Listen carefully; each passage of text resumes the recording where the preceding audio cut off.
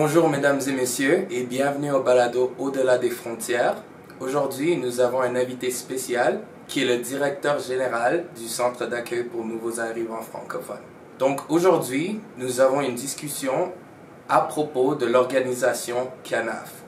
Nous espérons avoir une meilleure compréhension envers ses buts, certains projets, donc nous discuterons les projets qui sont organisés aussi au CANAF, et aussi de l'importance pour les nouveaux arrivants francophones dans une province anglophone. Donc sans plus tarder, je voudrais vous présenter le directeur général du CANAF, Esdras Ngenzi. Donc, merci beaucoup. Bonjour. Bonjour. Ça va bien? Oui, ça va très bien. Bien, bien. Donc, étant directeur général du CANAF, est-ce que vous pouviez nous expliquer un peu le but de l'organisation? En fait, le CANAF a vraiment un but très précis, qui n'est pas compliqué à expliquer. C'est l'accueil, l'établissement et l'intégration des nouveaux arrivants francophones. Et puis l'accueil, c'est vraiment pour les gens qui viennent d'arriver pour la première fois, leur première semaine et leur premier mois. Et au fur de ces mois qui suivent, on va les aider à s'établir ici à Calgary par de diverses manières. Parce que tu sais, quelqu'un arrive, il a besoin du logement, il a besoin de mettre son enfant à l'école, il a besoin d'avoir un compte en banque, il a besoin d'avoir une carte de santé. Toutes ces choses dont chaque personne qui est nouvelle dans la ville a besoin d'avoir. Surtout si c'est quelqu'un qui vient de l'extérieur du pays. Alors ça va continuer avec le temps. On va les aider aussi, les accompagner à trouver du travail, à faire du chemin vers l'éducation qu'ils veulent faire, j'ai dit déjà mettre leurs enfants à l'école, mais toutes les questions qui font qu'ils puissent se sentir intégrés ici. Et l'intégration va suivre, l'intégration va prendre plus de temps, mais ils vont connaître la société canadienne, va les aider à connaître les lois, diverses procédures. On a beaucoup de sessions de formation sur beaucoup de choses qui puissent prendre des décisions éclairées. Parce qu'une chose que j'ai déjà remarqué, mais aussi que nous connaissons, c'est que la société nord-américaine en général, elle est vraiment très différente de sociétés soit européennes ou africaines, d'où viennent les immigrants en général. C'est tout ce que je peux dire vraiment du but principal du CANAF comme organisation d'accueil pour nouveaux arrivants, comme on le dit déjà dans son nom. Ça l'indique déjà. Voilà, donc CANAF. Donc, j'ai aussi une autre question, parce que le CANAF organise plusieurs activités communautaires dans la communauté de l'Alberta, pas juste de Calgary, mais de l'Alberta complet, et organise aussi plusieurs projets, y compris le projet Leadership de la famille immigrante francophone. Donc, est-ce que vous pouvez un peu expliquer ce projet et peut-être d'autres projets qui ont été organisés par le CANAF aussi?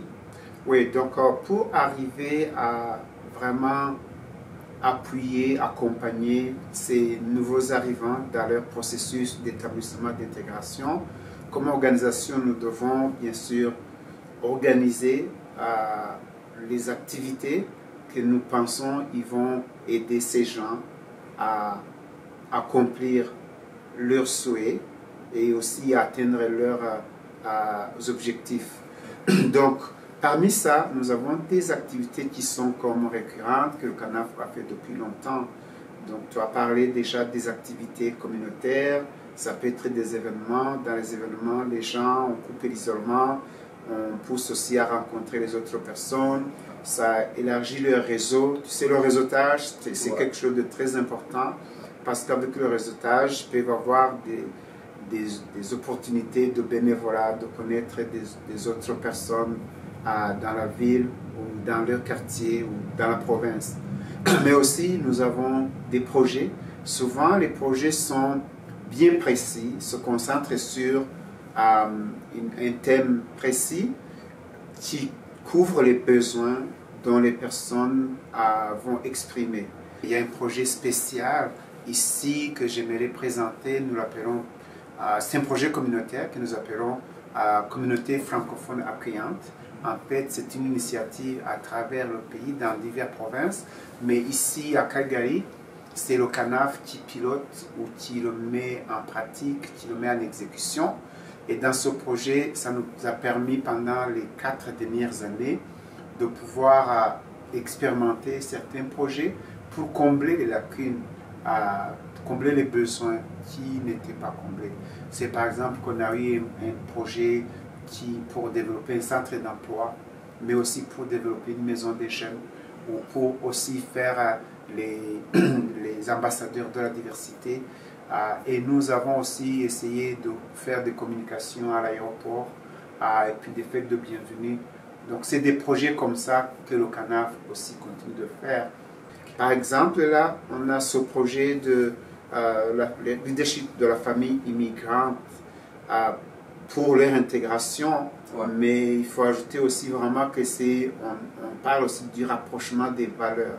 C'est-à-dire qu'avec ce projet, ce qu'on essaie, c'est que les nouvelles familles qui sont ici puissent discuter entre eux, mais aussi avec les familles de la société d'accueil pour exprimer leurs valeurs, mais aussi connaître les valeurs qui sont canadiennes, qui sont locales, espérant que les valeurs qu'ils ont amenées ici ne vont pas être un frein à s'intégrer dans la société ici. Mais il y a bien sûr d'autres projets qu'on a eu, comme on avait récemment pour les 4 dernières années, un projet de formation et employabilité où on a un projet sur nouveaux arrivants francophones qui vont avoir une formation. C'est comme vraiment un perfectionnement de l'anglais un peu, mais aussi ils vont avoir des formations sur les compétences essentielles. Les compétences essentielles, c'est les compétences, c'est pas ce qu'on apprend pas à l'école, mais qu'on connaît. Comme par exemple le travail en équipe, mais aussi d'autres compétences que la personne a besoin pour s'intégrer dans un milieu du travail. Et en plus de ça, on les aide à être placés dans un milieu de travail. Comme ça leur donne la première expérience dans le milieu du travail. Parce qu'une des choses qui est compliquée pour un nouvel arrivant au Canada, pas seulement les francophones, tout le monde, c'est d'obtenir la première expérience canadienne. Parce que quand quelqu'un va en entrevue, on lui demande quelle est ton expérience au Canada. Et la personne ne l'a pas, mais il faut qu'il puisse l'avoir avant que ça l'aide à obtenir l'autre travail. Donc, il y a ces moyens-là qu'on utilise pour les aider à avoir le premier pied dans le milieu du travail. Et puis, des fois, nous avons eu des gens qui ont été embauchés directement. Alors, tu as parlé aussi dans les provinces, surtout les zones autour de la province, dans les zones rurales, parce qu'il n'y a pas beaucoup de services en français, même en anglais.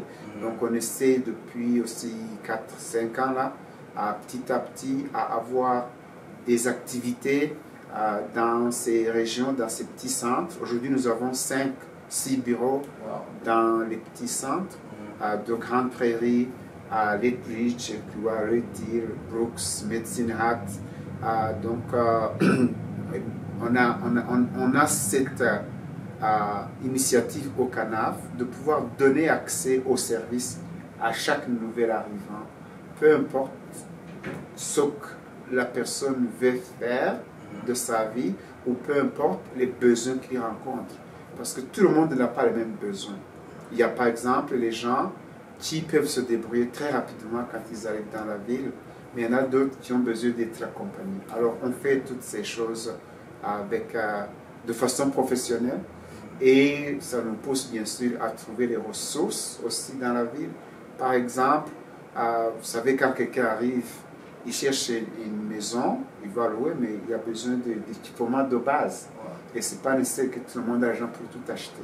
Alors des fois, on les accompagne à trouver des équipements domestiques. C'est toutes ces ressources que le CANAF va trouver pour aider les gens à s'intégrer. Avoir comme une transition plus... C'est ça, c'est ça. Ouais. Okay, donc ma prochaine question, vous avez un peu répondu, mais quelle est l'importance de votre avis que les immigrants francophones ici ont des ressources non-profit comme CANAF pour aider l'intégration ici, comme vous avez dit?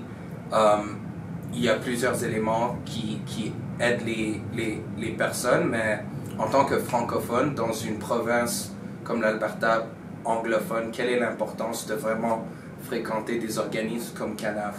Oui, d'abord, il y a des organismes que nous appelons les organismes d'établissement pour Settlement Services. Ça veut dire que quelqu'un qui arrive ici la première fois, il ne connaît rien, n'a jamais été en Europe, en Occident. La personne là doit apprendre tout. Alors, quand ces organismes, que ce soit anglophones, mais aussi le CANAF, les accompagnent, ça accélère leur intégration. Et quand quelqu'un arrive, il va subir un choc culturel. Le choc culturel, c'est-à-dire que il arrive, c'est en hiver par exemple, ou bien là, il va parler aux gens, il ne connaît personne. Quelqu'un a grandi avec la famille nucléaire, que la famille étendue, elle a été à l'école dans ces endroits, il y a des gens qui ont été à l'école avec eux, il y a des gens qui ont travaillé pendant des années. Donc il arrive ici, il se trouve comme il n'a rien. Ouais. Alors c'est vraiment d'aider la personne là aussi à amortir ces chocs-là et aussi à dire, écoute, vous êtes arrivé ici, il ne faut pas vous en faire, vous pourrez aussi trouver du travail. Par exemple, tu sais, les gens ils cherchent du travail, ils ne trouvent pas directement. Ils ne savent même pas par où commencer. Il n'a pas de réseau du tout. Il ne sait pas qui il peut appeler. Alors, ce que nous on fait, c'est qu'on a toutes ces ressources. On profite, ces gens profitent des ressources des gens qu'on met à leur disposition. Et ils peuvent venir une fois, deux fois, trois fois, autant de fois qu'ils peuvent. Donc, on a l'orientation qui est vraiment là. Alors, pour le CANAF en particulier, c'est que nous faisons, nous donnons, nous offrons les services en français. Ce qui fait que les francophones qui ne comprennent pas l'anglais, c'est un grand choc. Quand tu arrives, tu ne peux pas parler. C'est quelqu'un qui a été à l'école, a une maîtrise, a un doctorat, mais parce qu'il ne parle pas, tout le monde va penser qu'il ne connaît rien. Même lui, il ne peut pas s'exprimer, ça devient compliqué. Des fois, nous faisons aussi les traductions comme ça, ou l'interprétation. Donc, ça aide la personne à avancer vraiment dans sa vie et à commencer à faire les bases solides pour s'installer ici. Donc, je recommande beaucoup les services comme les services d'établissement comme du CANAF parce que ça aide les familles, ça aide les personnes, ça donne confiance à la personne. Et puis, la personne ne t'attend pas. Parce que tu peux arriver, tu peux commencer à appeler, etc.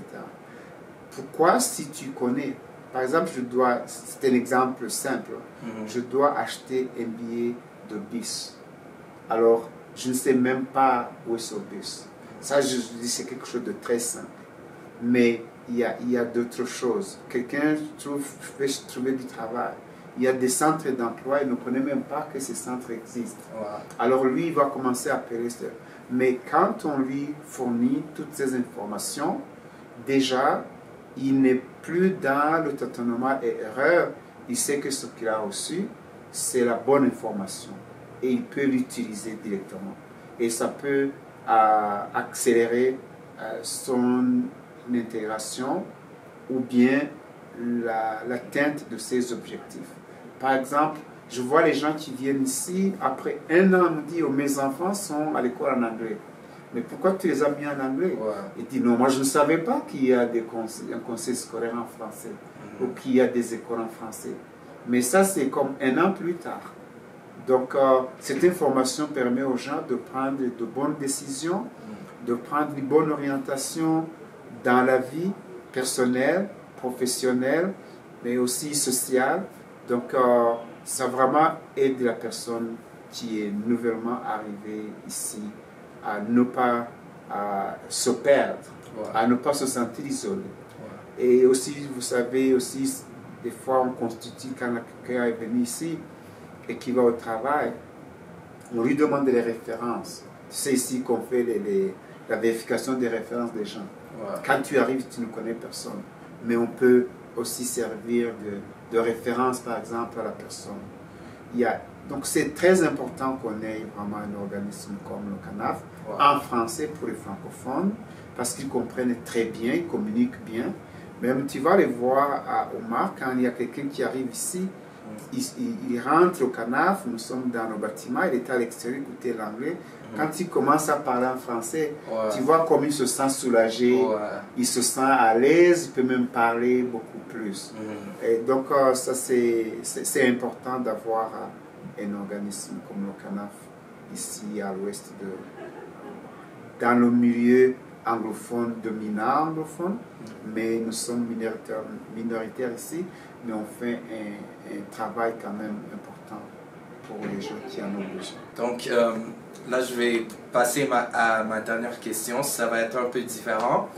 Mais si vous aviez des conseils pour peut-être quelqu'un, soit dans une autre province francophone, ou même au pays qui a l'esprit de venir ici en Alberta ou à Calgary et de déménager ici, qu'est-ce qui est vraiment les aspects qui sont très importants pour ces personnes? Quels sont les conseils pour eux? Souvent c'est difficile. Parce que quand quelqu'un veut s'installer dans une région, il y a plein d'informations que la personne a accumulées ici ou au pays d'origine, ou même dans l'histoire, dans les livres, dans beaucoup de choses. Souvent quand quelqu'un vient ici, tu as entendu, on parle du rêve américain. Quelqu'un vient parce qu'il a vu les choses à la télé, parce que quand il arrive ici, ça va être comme il l'a vu.